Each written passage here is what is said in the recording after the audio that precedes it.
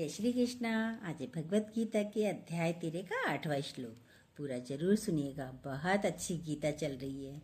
इस लोक और परलोक के संपूर्ण भोगों में आसक्ति का अभाव और अहंकार का भी अभाव, जन्म मृत्यु जरा और रोग आदि में दुख और दोषों का बार बार विचार करना, इसके 3 लक्षण बताए हैं। सबसे पहले बताया है इस लोक और परलोक के संपूर्ण भोगों में आसक्ति का अभाव। इस लोक और परलोक के संपूर्ण भोग हम इंद्रियों के द्वारा लेते हैं, यानी शब्द, रूप, रस, गंध, स्पर्श, ये इंद्रियां हैं। शब्द कान का है, स्पर्श त्वचा का है, रूप आंखों का है और रस मुख का है, मुख से खाना खाते हैं, और गंध फूलों की, इत्र की है। ये रस इंद्रियों से लेते हैं। इंद्रियों के जो सुख हैं, मन इन विषय रसों के पीछे दौड़ता रहता है, भागता रहता है। पहले तो हमें ये समझना है कि हमारे जीवन का उद्देश्य क्या है। क्या उद्देश्य सिर्फ भोगना ही है? बहुत अच्छी बातें हैं, पूरा जरूर। एक स्त्री को मछली खाने का शौक था। रोज मछली वाला आता, आवाज लगाता, वो लेकर आती थी। नीचे ही आता था, घर के नीचे ही लेकर आती थी। किसी को मिले या ना मिले, पर उसको खानी है। शौक है, मुझे तो खानी है, मैं इसके बिना नहीं रह सकती।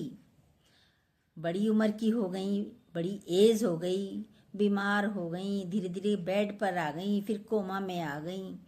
तो बहू आई, गुरुजी के पास आती थी बहू सत्संग सुनने के लिए। बहू ने कहा, गुरुजी जब वो मछली बेचने आता है ना, तो मम्मी की लार निकलती है यहाँ से। उस वक्त आवाज सुनती हैं। वैसे वो बोल नहीं पाती, सुन भी नहीं रही हैं, लेकिन सुनती होंगी, आवाज जा रही होगी, तभी लार निकलेगी उस वक्त। इतना शौक होता था।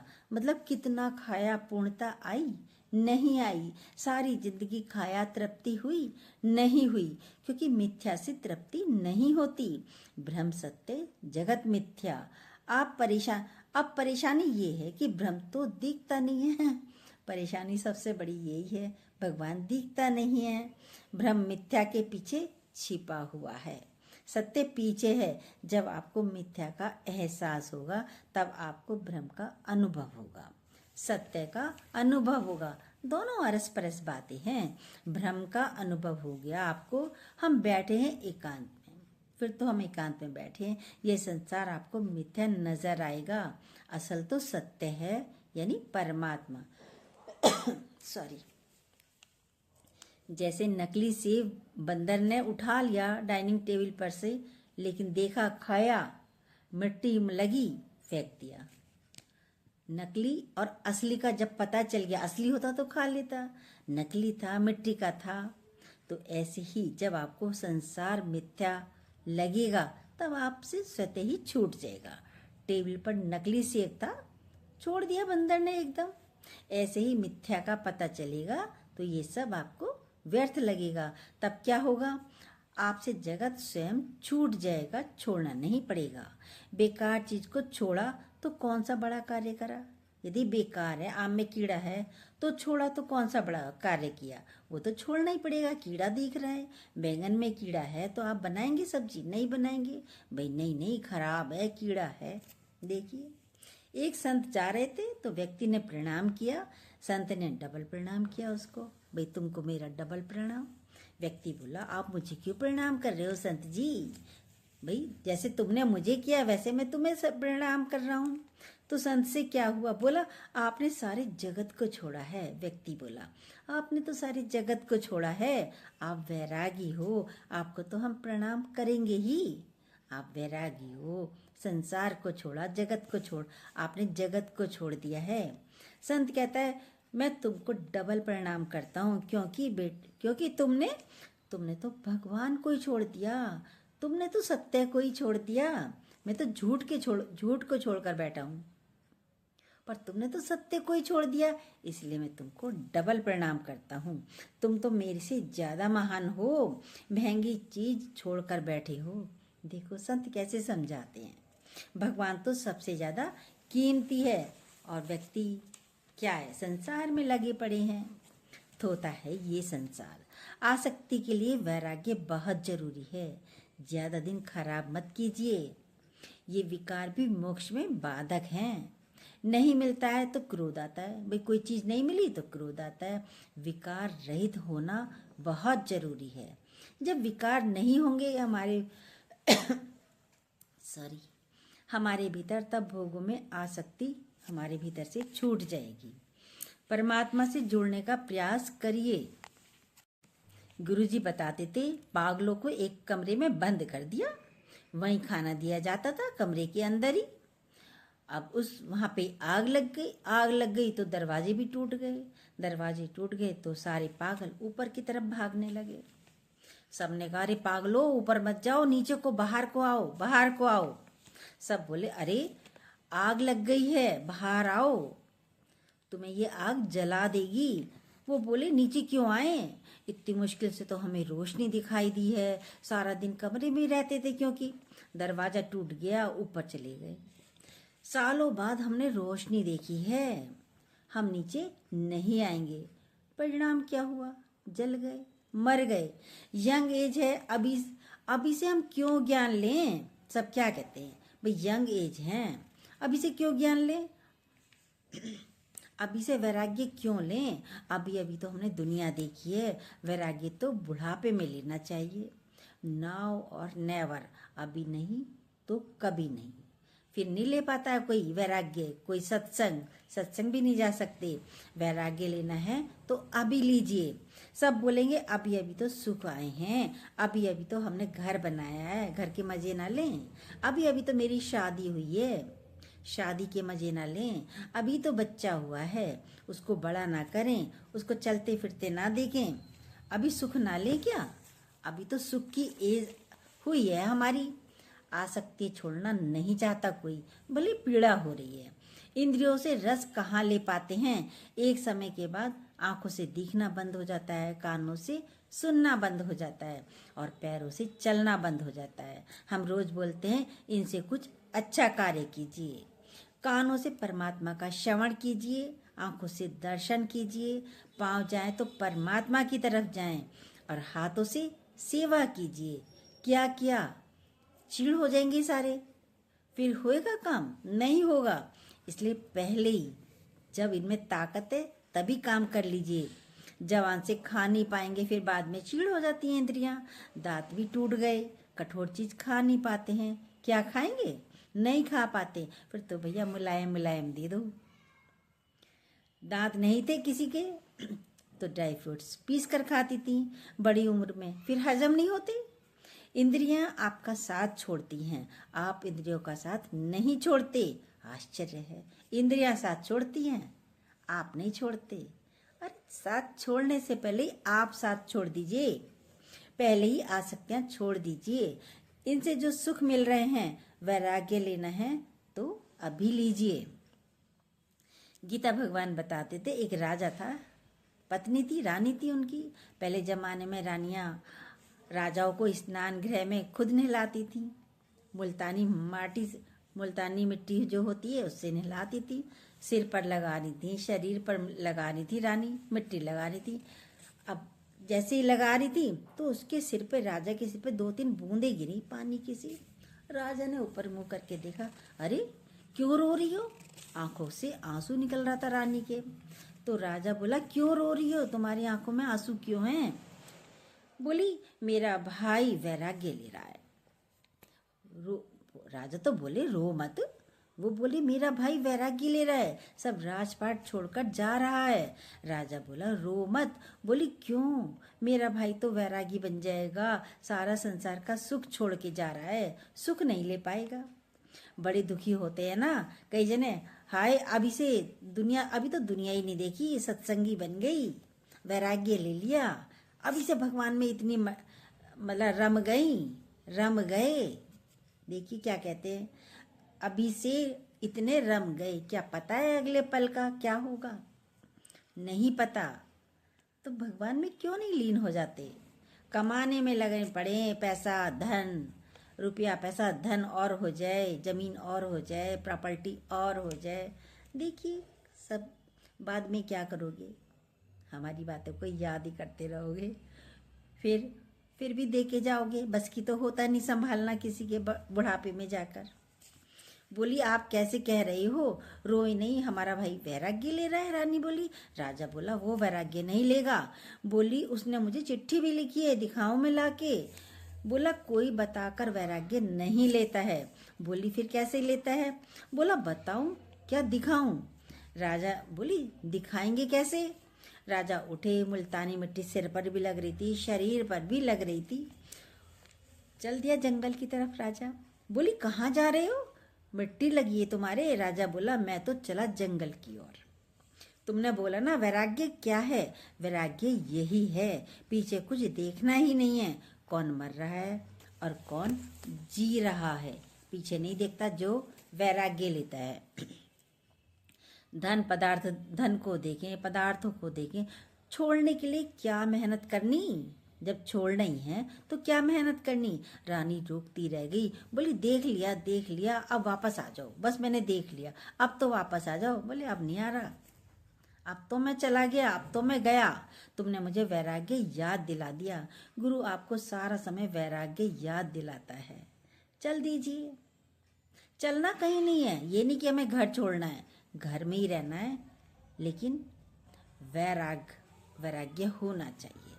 ना किसी से बैर हो और ना किसी के साथ राग हो, ऐसे रहिए घर में।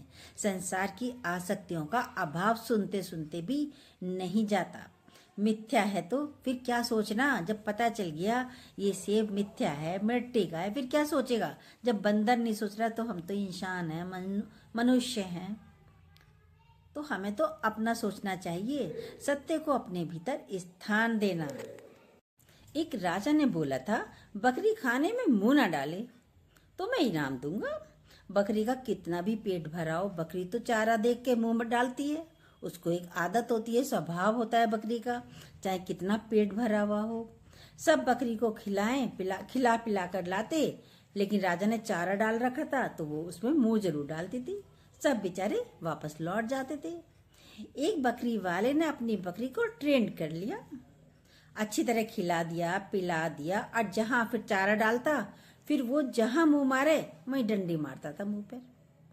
अब बकरी को पता चल गया उसको, तो भैया अच्छा मेरे को खिला पिला के लाए, यदि मैं दोबारा मुंह डालूंगी तो मेरा डंडा मारेगा। गया राजा के पास, वहां गई, बकरी को लेके गया, चारा पड़ा ही था, खिला पिला कर लेके गया। बकरी तो आदत तो है, लेकिन उसने मुंह नहीं डाला। उसे पता था यदि मैं चली आगे तो मेरे ये मारेगा। इनाम उसको ही मिल गया, उस व्यक्ति को ही। तो राजा ने पूछा मैं भाई तुमने क्या किया जो बकरी ने चारा नहीं खाया? बोला मैंने इसे ट्रेंड किया है, मैं इसे इतना खिला पिला दिया, यदि दोबारा ये मुंह डालती तो मैं इसकी डंडा मारता था, डंडा दिखाता था, मारता था, इसके मुंह पे छुआता था, तो ये डर जाती थी, फिर ये दोबारा नहीं खाती थी। ये होता है वैराग्य का डंडा। आपकी इंद्रियां जाएं, मन जाए तो इसको वैराग्य का डंडा दिखाइए। हमें भी तो दिखाइए, ये मन भी बकरी है, चल देता है। वैराग्य का डंडा मारिए, क्योंकि संसार में तृप्ति नहीं है। कितना भी धन मिल जाए, कितनी भी गाड़ियां ले लो, तृप्ति नहीं है। देखिए अडानी अंबानियों से पूछिए, भाई तृप्ति आई जीवन में? इतना धन कमा लिया, इतनी गाड़ियां हैं, आ गई तृप्ति? नहीं। दो बातें याद रखनी है, जगत मिथ्या और भ्रम सत्य। ये सब जग चलनहार है, टिकने वाला नहीं है। टिकने वाला होता तो टिका रहता। चाहे वस्तु हो, पदार्थ हो, संबंध हो, इनसे क्यों मन लगाएं हम, जब ये टिकने वाला नहीं है, नश्वर पदार्थ है सब ये। मन लगाएं किससे? जो सदैव रहने वाला है। आद सच जुगाद सच है भी सच, नानक होसी भी सच। उसके साथ हमें जुड़ना है। जैसे ही उसके साथ हम जुड़ेंगे, हमारा चित्त शांत हो जाएगा। वैराग्य वृत्ति धारण करना जिंदगी में जरूरी है। आसक्तियां आपको कभी शांति नहीं दे सकती। जब हमारी आसक्तियां हैं तो ये हमको कभी भी शांति नहीं दे सकती। मोक्ष से ही आपको शांति मिलती है। अशांत है तो हमारी आसक्ति ही होगी। इस लोक और परलोक संपूर्ण भोगों में फिर स्वर्गलोक की चाहना होती है। क्या होती है? एक व्यक्ति को इंग्लिश आती थी, हिंदी भी आती थी, भाई बुढ़ापे में बड़ी एज में क्या करने लगा? संस्कृत सीखने लगा। किसी ने कहा, इतनी एज में संस्कृत क्यों सीख रहे हो? हिंदी अंग्रेजी तो आपको बहुत अच्छी आती है, आप इतनी एज में संस्कृत क्यों सीख रहे हो? बोला, तुम्हें पता नहीं है। बोला, क्या पता नहीं है? बोला, देखो, हमारी चाहना तो है हम स्वर्ग जाएं, मरने के बाद मैं स्वर्ग जाना चाहता हूँ। बोला, तो हमने सुना है वहाँ देवता लोग संस्कृत में बातें करते हैं और संस्कृत भाषा हमें आती नहीं है। देखिए, मैं स्वर्गलोक में गया, मुझे संस्कृत तो आती नहीं, तो कैसे काम चलेगा मेरा? इसलिए संस्कृत सीखना बहुत जरूरी है मुझे। कहता है, और नरक में, नरक की क्या बात करनी है? बोला, भाई नरक के लिए भी कुछ सीखना है क्या? अरे नरक की क्या बात करनी है, नरक में तो लोग गालियां देते हैं, वो तो मैंने उसमें पीएचडी कर रखी है, गालियां तो उसे बहुत आती हैं। पर लोग की भी इच्छा है, स्वर्ग मिलेगा या नरक मिलेगा। स्वर्ग क्या है? स्वर्ग में सुख है, शांति है, पर इच्छा नहीं है तो आप शांत हैं। इच्छा है तो हलचल है। नरक में तो अशांति है, गालियां दोगे, गालियां मिलेंगी, जो दोगे वो लोगे। इच्छा नहीं है तो आप स्वर्गलोक में ही बैठे हो। देखिए अपने अपने आप। बोला, हमारे जीवन का उद्देश्य क्या है? क्या उद्देश्य सिर्फ भोगना ही है? खा लें, पी लें, घूम लें, इन्हीं के पीछे दौड़ते रहते हैं। बहुत अच्छा खाएं, बहुत अच्छा पहने, या बहुत अच्छी जगह घूम के आएं, बहुत अच्छी बातें सुने, बहुत ऊंचा पद हो, सब अच्छा ही अच्छा हो। क्या लक्ष्य सिर्फ यही है? नहीं, हमारा लक्ष्य यही नहीं है। ऐसा तो पशु को भी सारे रस हैं, पशु भी भोग भोग रहा है, खाने का रस है। मछली में देखो खाने का रस है। स्पर्श का रस किसमें? हाथी में स्पर्श का रस है। और भंवरा गंध में जाता है, रूप में जाता है। ये रस तो पशु भी ले रहे हैं। फिर पशु और हम में अंतर क्या है? क्या अंतर है बताइए? इन रसों में अपना जीवन गंवा देते हैं। मछली कांटे में फंसकर मरती है, हाथी स्पर्श के रस में पकड़ा जाता है, क्योंकि रसों में आसक्ति है, भोगों में आसक्ति है। इंद्रियां मांगती है रस, बहुत अच्छा देखें, बहुत अच्छा खाएं, बहुत अच्छा स्पर्श हो। ये जो मांगती हैं तो हमें ये कमजोर करती हैं। जिस दिन इनकी आसक्ति खत्म हो जाएगी, हमें कुछ नहीं चाहिए, तो बिंदास जीना आ जाएगा। देखिए अपने अपने आप को। संसार में दौड़ आसक्तियों के कारण है। हमारा लक्ष्य मोक्ष है, परमात्मा की प्राप्ति है। ये आसक्तियां हमारे अंदर इच्छा को उत्पन्न करती हैं। धन मिल जाए, पदार्थ मिल जाए, फिर एक एक इच्छा के कारण हमारा जन्म होता है, इच्छा होती है। मुक्ति की प्राप्ति नहीं होती। यंगस्टर तो यही कहते हैं, मरने के बाद किसने देखा? देखो यंग बच्चों को जीते जी देखिए, आप आसक्तियों के कारण बंधे हुए बैठे हो। बंधन ही दुख का कारण है। मोक्ष प्राप्त करने के लिए हमें क्या करना है? बहुत अच्छी बातें हैं, ध्यान से सुनिए। इनसे वैराग्य लेना है। इन रसों से कैसे छूटे हैं? अब भाई रस तो लग गए, कैसे छूटे? इनसे हमें गुरु सिखाते हैं। इच्छा उत्पन्न हो जाती है, भाई नेचुरल है, इच्छा उत्पन्न हो जाती है। देखिए अपने अपने को, यदि पेट भरा है तो क्या खाने का मन करेगा? नहीं करेगा। भाई आपने पेट भर के खाना खा लिया, कोई दूसरी थाली लगा के ले आया, तो आप क्या कहोगे? भाई नहीं खाना, पेट भरा है, अब बिल्कुल जगह नहीं है, यही कहोगे ना। बीमारी में भी खाने में रस नहीं आता। यदि बीमार हो गए तो कोई खाना अच्छा नहीं लगता, चाहे कितना ही अच्छा हो। आपको वैसे बच्चा बहुत अच्छा लगता है, लेकिन सिर में यदि दर्द है, शरीर में दर्द है, तो आप अपनी गोद से उस बच्चे को हटा दोगे, कहोगे नहीं मेरे बेटा दर्द है, अब हट जाओ, मुझसे लिया नहीं जा रहा। वैराग्य ऐसा नहीं कि हमें गेरुए वस्त्र पहन लिए तो हम वैरागी हो गए। नहीं, जहाँ भी आप जाएंगे रस आपके साथ जाएंगे। जहाँ भी जाएंगे, चाहे जंगल भी जाओ, रस तो साथ ही रहेंगे। भोगों में रस आता है, ये नहीं कि आप छूट जाएंगे। ये भीतर की चीजें हैं। वैराग्य हमारे भीतर का है, ऊपर का नहीं है, दिखाने का नहीं है। अंदर से वैराग्य होना चाहिए। जंगल में जाकर भी हमारा मन अटक जाता है, ध्यान में ये बातें रखनी हैं। हम वैरागी तब हो सकते हैं जब ये संसार हमें मिथ्या लगेगा। यदि हम इसे सत्य समझ रहे हैं तब तक हमें वैराग्य आ नहीं सकता। सारे सुख प्रतीत होते हैं, परिणाम क्या है? दुख है। सुखों का परिणाम क्या है? दुख है, पीड़ा है। सोचो, इंद्रियों को तो आदत पड़ गई इसको पाने की, और यदि ये नहीं मिलेगा फिर दुख होता है। हम तो जिंदगी भर मीठा खाते रहे, पर अब हो गई डायबिटीज। अब मीठा खाने को नहीं मिलता है तो पीड़ित होते हैं, दुखी होते हैं। बोलेंगे नहीं खाओ तो पीड़ा होती है। घूमने की आदत है, कोई घर में बैठा दे, कहते यहीं बैठो, अब कहीं नहीं जाना है, तो पीड़ा होती है। मन का जो स्वभाव है, जो भोगों में हमें सुख मिल रहा है, ये प्रतीति होती है। फिर इसको ना मिलने से हमें दुख होता है। मिथ्या की परिभाषा क्या है? अब सुनिए, बहुत अच्छी बातें हैं, ध्यान से सुनिए। जो है ही नहीं, प्रतीत होता है। हम पकड़ने जाएंगे पर मिलेगा नहीं, हाथ नहीं आता है। जा रहे हैं रेगिस्तान में, मृग बेचारा सोचता है पानी है। सूरज की किरणों के कारण रेत चमकती, दौड़े जा रहा है कि भाई वहां पे रेत चमक रही है तो लगता है पानी है। और क्या करता है? रेत गर्म होती है, जल जाता है और पानी भी नहीं मिलता। भजन गाते हैं, प्यासा ही आए और प्यासा ही जाए। आपने इतने सुख लिए, इच्छाएं कामनाएं पूर्ण हुई आपकी? देखिए अपने अपने आप को, अभी भी इच्छाएं लगी हुई हैं क्या? अभी तक आपको पूर्णता का एहसास हुआ? ये मिथ्या आपको कहाँ से सुख देगा? नकली रोटी क्या आपका पेट भरेगी? जैसे वो नकली सेब देख के बंदर ने छोड़ दिया। हमें तो गुरु ने बता दिया संसार मिथ्या है। तो वैराग्य नहीं आता है। देखिए अपने आप को, क्या कर रही हो? अभी तक वैराग्य आया है या नहीं? नहीं भी आया कोई बात नहीं, हमें कहीं जाना नहीं है। सुनते रहिए गीता को, वैराग्य स्वतः ही आ जाएगा। हम आसक्तियों से हट जाएंगे।